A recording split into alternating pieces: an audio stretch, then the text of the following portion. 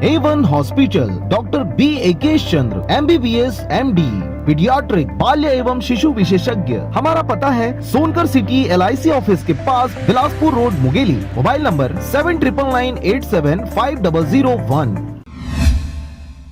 खबर है मुंगेली जिले का, जहां पर कोरोना वायरस के बढ़ते प्रकोप को देखते हुए प्रशासन ने दूसरा लॉकडाउन 25 सितंबर से 30 सितंबर तक किया था, जिससे जिले में वायरस का प्रसार न हो।